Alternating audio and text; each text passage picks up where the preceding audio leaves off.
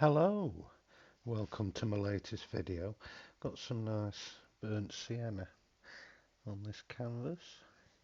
You can see the phantom of a former landscape just poking through. There's my palette, just a metal tin. So yeah, I'll start waving my hairy stick about and see what we can get.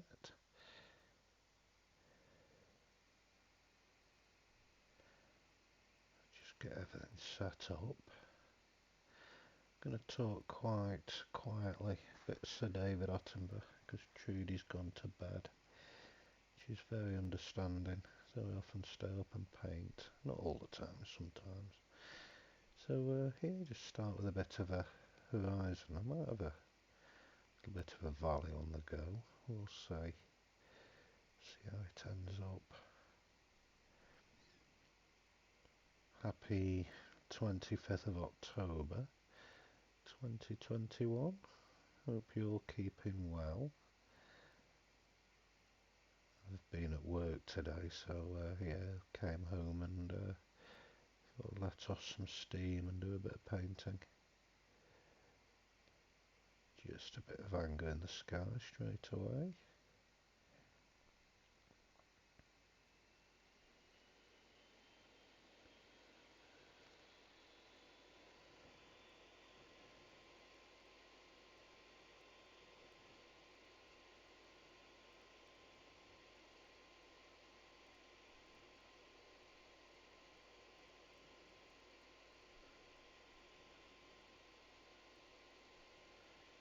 Yeah, thank you so much for all your likes and your comments and things. Don't forget to subscribe. Yesterday I posted a film that featured my good friend Harry Starkey, who's a poet, and he wrote a poem especially for me called A Jon Kidd Sky. It's a beautiful poem, and you know, particularly when he speaks, you know, he's got an amazing voice. He's a superb poet and orator. I'll put the link in the description actually for the video. It's definitely worth a watch. He's an exceptional wordsmith, great poet. I don't think he realises how good he actually is. But yeah, he really is superb.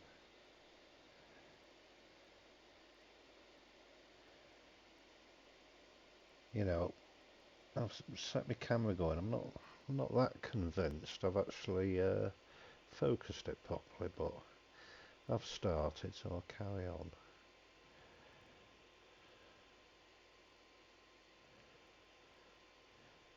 Some nice big movements with my yellow on the little rake brush. Listen to music as always. But yeah, you know, he sent me that poem as a audio message, as a voice message, and I listened and I filled up. I really did. I was overcome with emotion. It's beautifully written, and I feel so honoured, so privileged to have somebody go to the trouble of writing a poem about me, for me. He's such a good friend. I haven't seen him for a long time though, since I was in mountain rescue, and it's probably been about 10 years since I last saw him.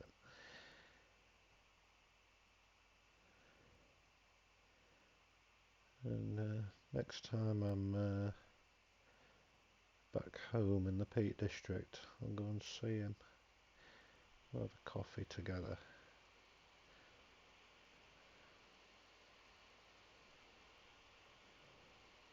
Just churn up the sky a bit. So yeah, apologies if the focus might be soft, because I always, set up my lens and my camera properly.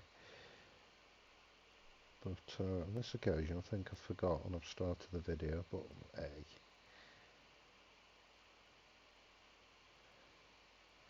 You won't think I studied photography for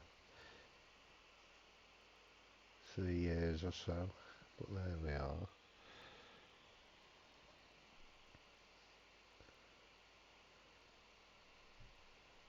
Yeah, I'm not going to blame the tools, it's me.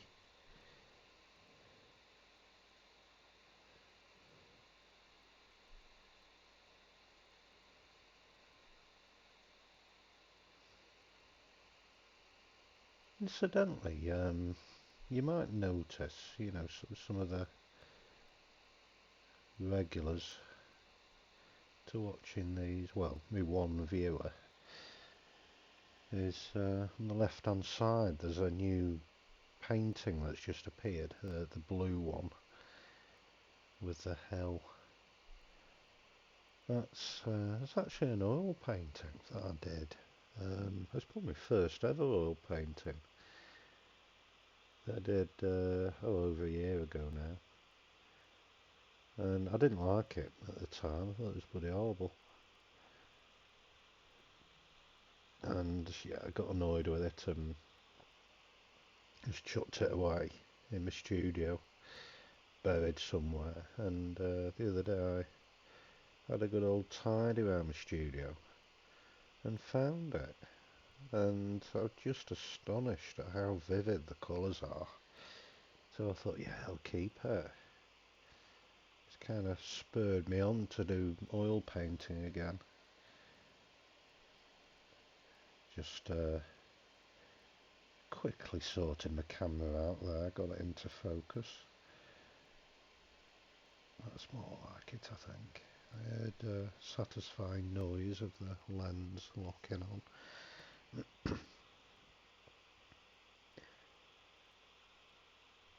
So yeah, I'm really pleased with that painting. It's very basic, very minimalist, but it'll do me. It's got a Jon Kidd sky on it. Definitely a keeper. In contrast with that screaming face below it. That particular painting below I call Insomnia. I painted it in the early hours of the morning and being awake all night. Rage and anxiety.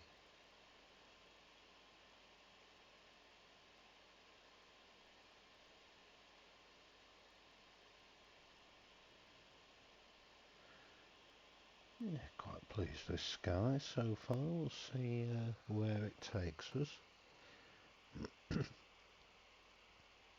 I was thinking, I work in, oh God, where do I work? Come on, in a residential home for elderly people. I don't want to mention the name of the place as a confidentiality. And yeah, we often laugh about stuff and share memories. We were laughing about a time, well, a few times. We used to go to Wallasey Cinema because my granddad lived over in West Kirby, my grandma and granddad, and we used to go to the cinema at Wallasey. It was either Wallasey or Birkenhead, one of them. And yeah, we used to go there. I'm sure it was Wallasey. And one time we went to see Jungle Book or The Land Before Time. It was one of them Disney ones, Disney cartoon. And we came out and the car had been broken into and they'd nicked the stereo. But all the cars around this old-fashioned cinema had all had their windows done in because some criminal or criminals realised that any cars parked out of cinema, you won't see them for a couple of hours because they're all watching Jungle Book and what have you. So yeah, they did all the cars. God. Yeah, I remember watching. Oh God, it was a long time ago. I think it was Bambi or Dumbo or something. My granddad took me, and he slept through the whole bloody thing. We had to wake him when it ended, snoring away.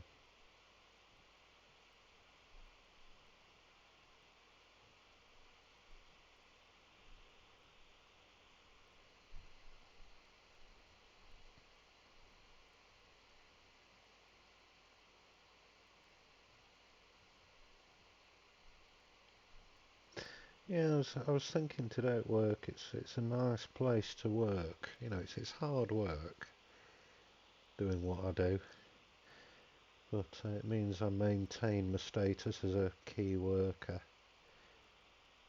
and it just scratches that little itch, as I can't spend all the time in a studio because one, I don't get paid, and two, I don't get any human contact whatsoever. So yeah, it's nice, and the pay's good as well. Better than most places, so I can't complain. Work very part time. I do 18 hours worth and do the odd extra here and there to push. So I do me 18 hours of peopling a week, and then I lock myself in the studio the rest of the time. It's perfect balance. Some amazing residents and colleagues.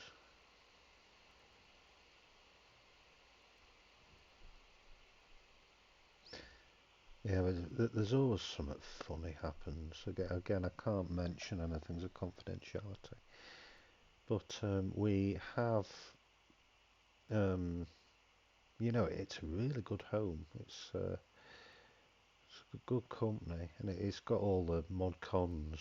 It's well funded, and there's this big interactive touchscreen affair that you can wheel about, and it's huge. It's bigger than my bloody telly, and one of the residents, well, they all sat down for dinner in the dining room. It's quite a small dining room, quite intimate, and one of them said, wouldn't it be nice to have, I quite often put music on for them, and I'd forgotten this occasion. One resident piped up and said, wouldn't it be nice to have a little bit of nice peaceful music playing in the background while we have our dinner? I said, oh yeah, good idea. So I went to this interactive interactive screen, and I think, yeah, I'll put some music on. Now, I can't bloody work this thing. Touch the screen and all that business, but I just can't get flaming speakers to work. And it's got this big speaker, and I was messing about putting music on,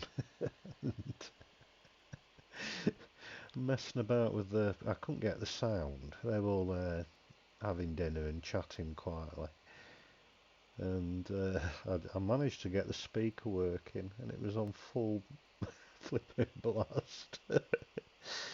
And it was that Boney M song, and it was full blast. Went brown hole in the ring, cha la la la la. There's a brown hole in the ring, cha la la la. Full blast in my ears. It nearly gave me a coronary. Nearly gave up the residents a heart attack, and I couldn't stop it. God, it was funny. It was me panicking, trying to press the screen and mess about with its speaker, and oh, funny. Yeah, managed to sort it after a couple of minutes of panic. Peaceful music.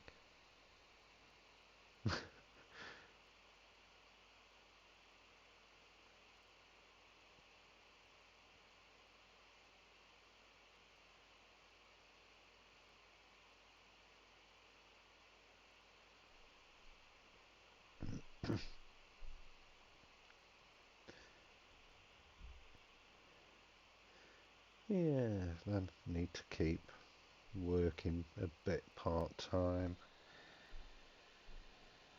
Means I can buy canvas and paint and food, and keeps food on the table.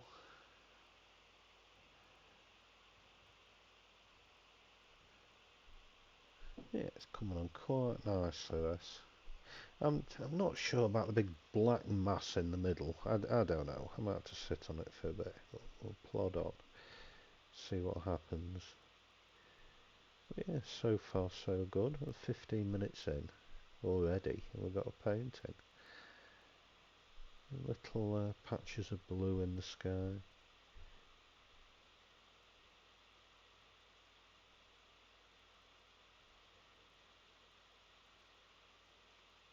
Yeah, there's a few residents, into painting and that, and one of them asked me, often asked me about my painting.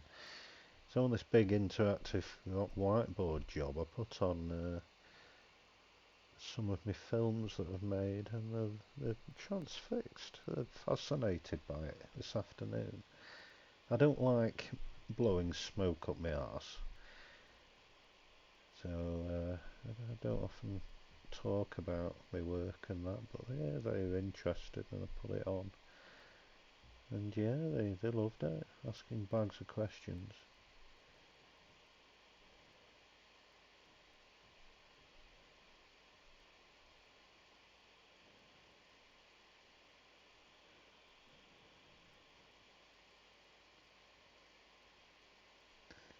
Yeah, it's getting there.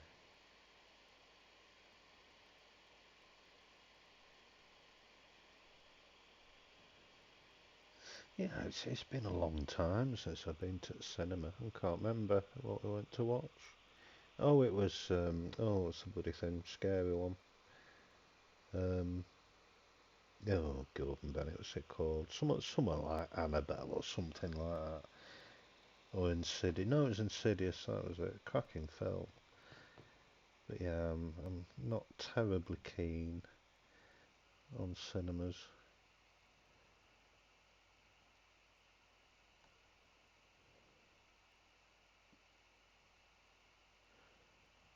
Yeah, I think I don't like the background noise, people rustling stuff and talking and bloody everything else.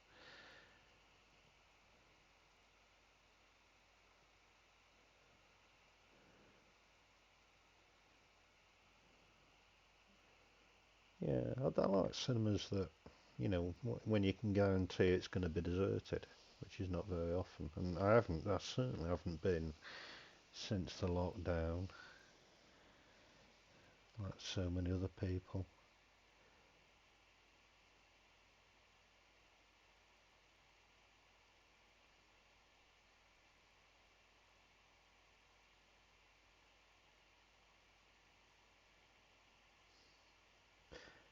When I worked with young people with challenging behaviour a long time ago, about 20 years ago, we went to the cinema on one occasion, and we took this one lad, he's a big bugger, and he's nice enough and everything like that. But you're just kind of treading on eggshells. You think, oh God, is it gonna erupt and start chucking stuff and everything? And you always have to be very careful in cinemas. And there was these noisy buggers on the back row. He just wouldn't shut up. And this lad, he were big. He got up and thought, oh God, what's going to happen? Crowded cinema at middle of film. Went over there and he just said, shut up, or words to that effect, and the bloody shut up. Just one look at him, and then he sat back down with us. We're like, oh, cheers for that. Could have easily gone the other way. Could have given them all a hiding and trashed the cinema. There was one occasion where it was back when I was working with young adults again with challenging behaviour, who were all in care, they're all in various children's homes, and we were in crisis intervention teams, so we always went out to deal with trouble. We took this, it was all activities based, so we'd risk assess everything and go on activities with them if it's safe to do so. Some you couldn't. But we took this one young person, I'm not going to mention names again, to bowling in, I think it was Chesterfield or Sheffield, one of them. And the bloody lad absconded in the middle of, I think it was Sheffield actually. Yeah, he buggered off, and we went after him.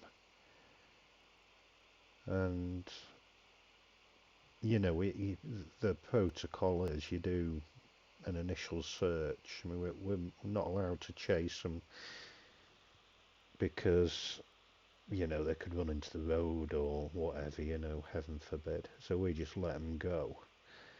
And then you do an initial search, and then you report them as a missing person to social services and the police and everything else. Now, while we were conducting the search and everything else and following the protocols, I still had my bloody bowling shoes on. The brown and cream affairs. I look like Sammy Davis Jr. in these bloody things. And I was in police station with my colleague, and we had these amazing shoes on, about 2 sizes too small, cushion of feet, like a pair of tap dancers. And reported the person missing. I thought, right, we'll go back to the cinema and get our footwear back. And we went back at shut, because this was like bloody midnight, and it was all shut off. Oh Christ. So we then, we bogged off, and basically you wait for a call from the police. You're working 24 hours a day. We're doing like 5-day shift, and you'd be working during the night as well. Good money. But yeah, I still had these bloody shoes for days. And didn't really get back chance to get back to Sheffield, to get them back, get my shoes back. Did eventually after a few days, but God, my feet are flaming killing.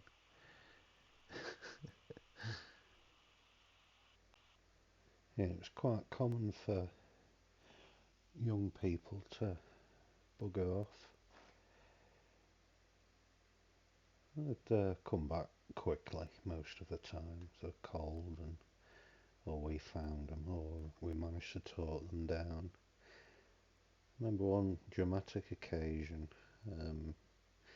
Again, I can't go into details of confidentiality, but we had a base on, an office at a certain trading estate, and the lad we were with, I think he was from London or somewhere like that, he absconded. Now, the protocol was to follow from a distance and observe, and again, obvious reason not to give chase in case he does get run over, and then you're to blame. So we were following at a distance, and I was watching every move we were making, and we were going down this busy road, and there was some roadworks. We were on the footpath on the right hand side, and there were these roadworks on the opposite side of the road, and there was everything you expect with roadworks, bloody signs, and there was a man with a drill. He was drilling up the road with ear defenders on and everything, so he couldn't hear a thing. He was focused on what we were doing, and the various other workmen focusing on what they were doing. And next to them there was this flatbed van stroke truck thing that keep all the cones and all that stuff in, with amber flashing lights. And this lad, we were about, I'd say about a couple 100 yards behind him, following. and the lad suddenly bolted over the road and jumped in this van, and the van's engine was running. So that was it. I sprang into action because it suddenly the situation changed to immediate threat, his life in danger sort of style, because he could have driven off that thing and killed somebody or himself. So I legged it over the van. I was very fast back then, and opened up the van door with this kid inside, and used a safe handling technique and removed him from the van and handled him into a bus stop that the workmen were all working next to in this covered this bus shelter. And the bus shelter's still there now, no pass, and I often think of that. As I was removing him from the van, he pushed me, and there was traffic behind me.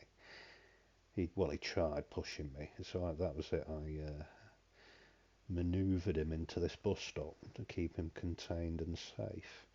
Meanwhile, my colleague had caught up, and that was it. We restrained him in the bus stop, and he was yelling, he was screaming. The workmen were oblivious to what was going on, and eventually they stopped drilling and bloody everything else and came over to see if we wanted help. I said, no, okay, thank you. As luck would have it, there was a convoy of police cars doing the police training for the brand new coppers, and so this convoy of unmarked police training vehicles from Ripley parked up and all came over to the bus stop, and they were stood in a big cordon watching what were going on. And these new coppers, the looks on their faces, I thought, what the bloody hell? Yeah, baptism of fire. So yeah, we eventually, after a good while, he became calm, and he's a nice lad. He was very troubled, and it was a few days after I said to him, when you pushed me, did you mean to push me in the traffic? And he grinned and said, yeah. But he was a really nice lad, actually. He's very nice. Yeah, very troubled. You did have empathy for them. Not all of them. Some of them were idiots. Excuse me, that's my dog pattering about. I don't have my dogs in the studio. It doesn't take a genius to work out that I record my audio afterwards. Not while I'm painting with my music on. So yeah, we used to have some right fun in that job. I think that's probably one of the reasons I've been quite poorly with depression and anxiety, because I did that for about 6 years, and yeah, it was scary sometimes, particularly when the knives came out. Yeah, there were times we had to get armed response out and things like that because of knives, and a police officer once said to me, I don't know how you do this. I said, what do you mean? It's the same as what you do. He says, no, we've got buttons and radios and backup and police uniforms and everything else like that, and tasers and stuff. He said, you haven't got anything. So yeah, we just use our ears and eyes and common sense, and look after each other, the team members. So there was one occasion we had quite a violent lad, and we were sat on some chairs, and suddenly I was facing my colleague, and the lad was behind me, and my colleague just leapt over me because this lad had grabbed a big chair and was about to wrap it round my head. That was when I first started the job. You quickly learn never have your back to anybody. So yeah, he bloody saved my life, that bloke did. I'll never forget it. Yeah, we always looked after each other.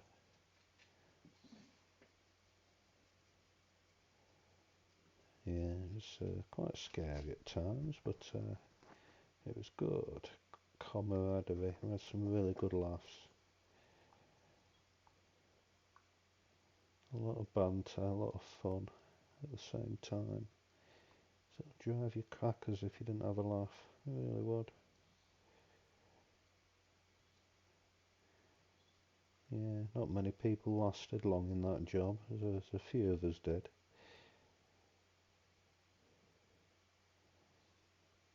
Yeah, it's a bit of a green kicked up in the sky, but never mind, because I didn't clean my bush.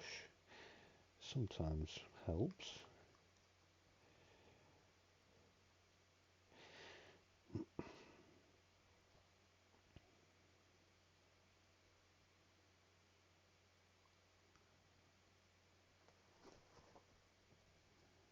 Yeah, I couldn't go back to that job because, every shift you're on edge. Excuse me, it's my dog scraping out. Sat on my knee now. Yeah, and your stomach could be churning, the build up towards a shift because you don't know. You never know what you're going to walk into. You really didn't.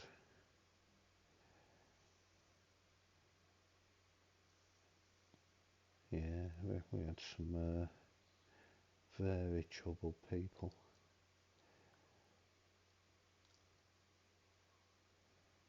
who'd got involved with drugs and violence and everything else.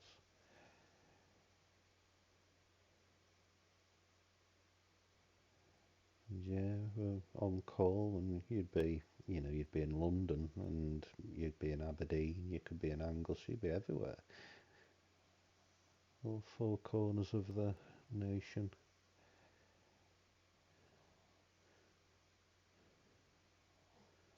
I'm not sure. I don't know about that black mass in the sky. I might have to think about it over a few days. But it'll do for me for now. I think we are very nearly there.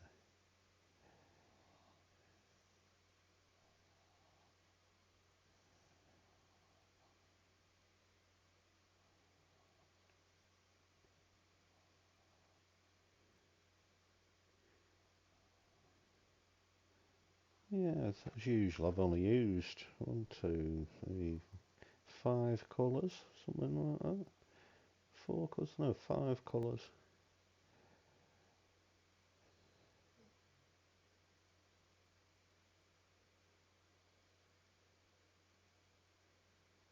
Yeah, I can't stop looking at that oil painting on the left. It's very pleasing. There's some lovely impasto on that oil painting where the paint has built up in layers. It's not bad at all. I'm looking forward to doing more like that.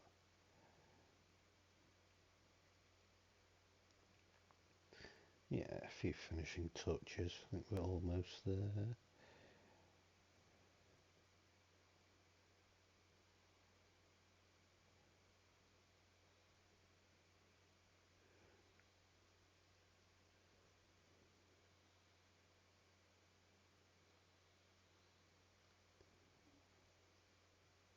Yeah, there was one occasion when a lad, it was a barricade situation. He'd barricaded himself in a building, and we evacuated it. And he had a bloody big knife, and I mean, the focus was keeping everybody else safe and out of the way. So we barricaded. Well, he barricaded himself in with his knife. Had a standoff, and we got the police out. This was the absolute middle of nowhere, and Derbyshire police showed up. You can hear on the radios more officers coming, and armed response were there with all the guns out and everything, and it suddenly occurred to me, oh, this bloody lad's going to get shot on my watch, because it was full on excited delirium. You couldn't have done anything about it. If someone's got excited delirium, it's red mist and adrenaline filled, and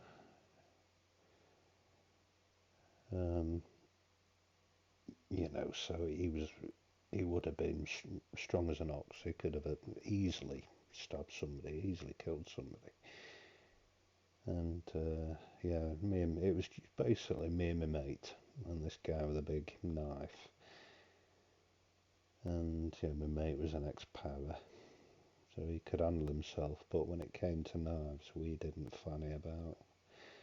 And all armed response turned up, and the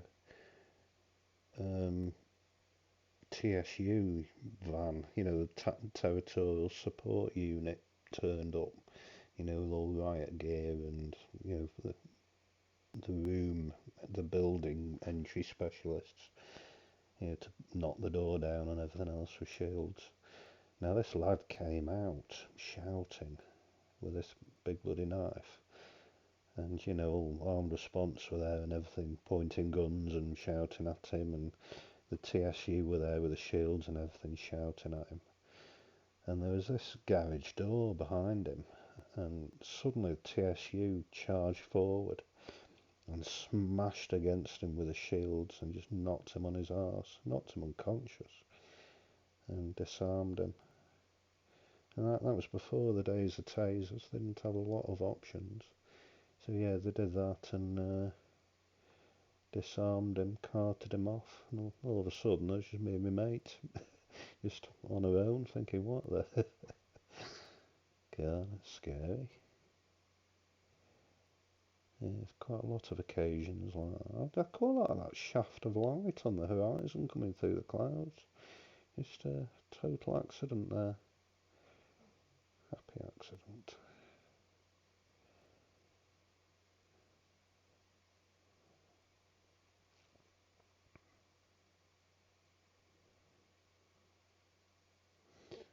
Yeah, it was, we were the guys who went in and sorted out problems, if there's a care home somewhere who had a problem person that we needed to remove and take away. We were kind of the halfway house between residential care homes and secure units. And quite often take people to secure units and escort them to court appearances and things. I enjoyed the court sessions. They're fascinating, really interesting. We had this Afro-Caribbean lad. He was only a little lad, and from London and everything. So everything was wagwan and all that business, and bruv. And he had this woolly hat on that he had on for days. He wouldn't do, he refused to take it off. So we went to court this one day, and, all rise, and, the judge walks in or whatever, and you rise, and the judge said, take your hat off, and he said no. And I'm ordering you to take your hat off. He said no again. So I grabbed hold of his hat, there was me and my mate next to him, escort, like. I grabbed this hat and pulled, and the biggest afro you've ever seen went bang. It just stood up, and the whole court gasped, went, like that. It's funny. And the whole proceedings, we were just, our shoulders were going up and down because we were trying not to laugh. It was funny. And, even the various people in the court were trying not to laugh, you stifle laughter. Oh, it was horrible. God, could have got done for contempt if we'd been laughing. The funniest thing ever, this big afro, this little lad. Yeah.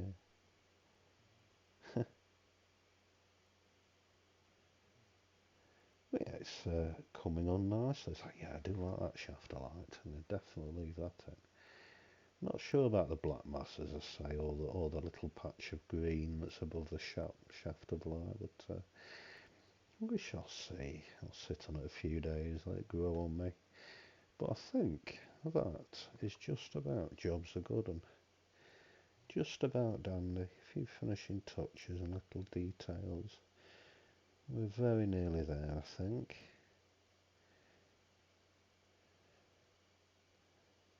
Yeah, I think it's finished, and then I see something.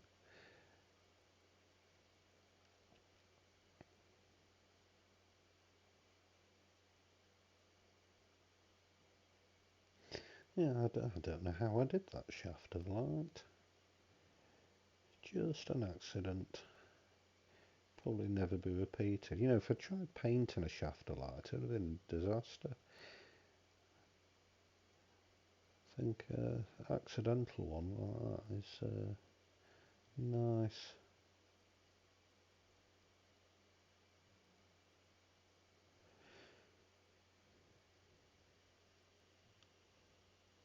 Few little finishing touches on that sky.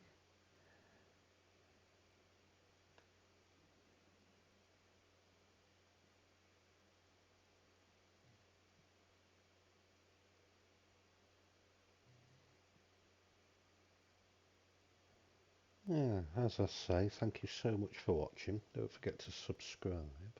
I'm also on Facebook, WordPress, Twitter, Instagram, and my website, jonkid.co.uk.